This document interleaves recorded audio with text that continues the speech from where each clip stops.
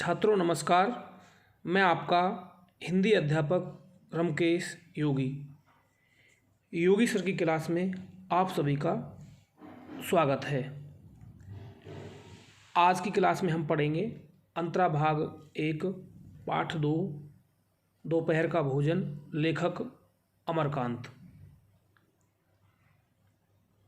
तो छात्रों, दोपहर का भोजन कहानी शुरू करने से पहले हम लेखक अमरकांत के जीवन परिचय पर चर्चा करते हैं। इनका जन्म 1925 में हुआ। सामने आपको छवि दिखाई दे रही है। अमरकांत का जन्म उत्तर प्रदेश के बलिया जिले के नगरा गांव में हुआ। उनका मूल नाम श्री राम वर्मा है। उनकी आरंभिक शिक्षा बलिया में हुई। तत्पश्चात उन्होंने इलाहाबाद विश्वविद्यालय से बीए की डिग्री प्राप्त की। बीए अर्थात बैचलर ऑफ आर्ट, जिसे हिंदी में कहते हैं स्नातक। साहित्य सृजन में उनकी बचपन से ही रुचि थी। अमरकांत जी बचपन से ही साहित्य लिखते थे। किशोरावस्था तक आते आते उन्होंने कहानी लेखन प्रारंभ कर दिया। अमरकांत ने अपने साहित्यिक जीवन की शुरुआत पत्रकारिता से की। सबसे पहले उन्होंने आगरा से प्रकाशित होने वाले दैनिक पत्र सैनिक के संपादकीय विभाग में कार्य करना आरंभ किया। यहीं वे प्रगतिशील लेखक संघ से भी जुड़े। इसके अतिरिक्त उन्होंने दैनिक अमृत पत्रिका तथा दैनिक भारत के संपादकीय विभागों में भी काम किया। कुछ समय तक वे कहानी पत्रिका के संपादन से भी जुड़े रहे। तो छात्रों, अमरकांत जी ने विभिन्न पत्रों का संपादन किया और वे प्रगतिशील लेखक संघ से भी जुड़े रहे।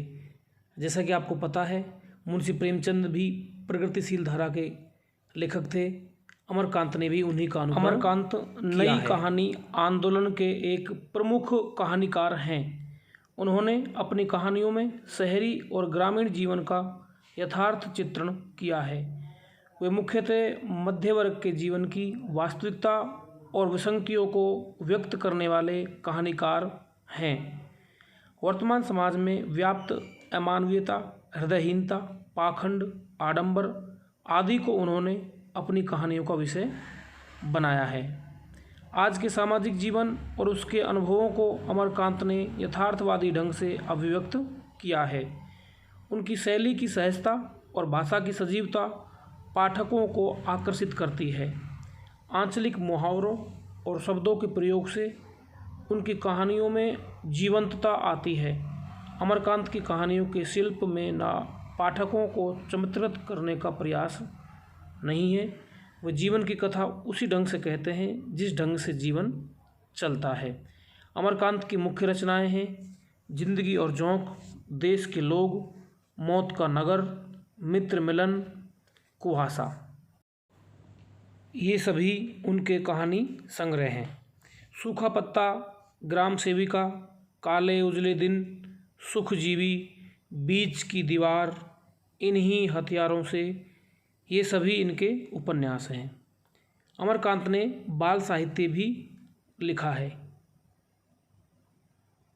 इस पुस्तक से उनकी कहानी दोपहर का भोजन ली गई है। अब बात करते हैं दोपहर का भोजन कहानी के सामान्य परिचय पर। दोपहर का भोजन गरीबी से जूझ रहे एक निम्न मध्यम वर्गीय परिवार की कहानी है।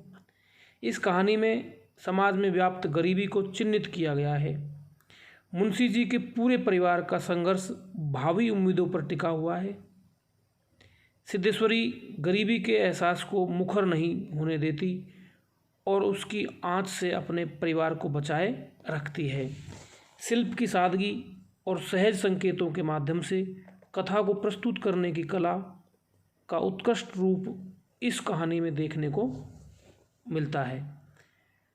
तो छात्रों, ये था अमरकांत जी का जीवन परिचय और दोपहर का भोजन कहानी का सामान्य परिचय। अगले क्लास में हम पढ़ेंगे दोपहर का भोजन कहानी का सार या सारांश और कुछ प्रश्नोत्तर। धन्यवाद।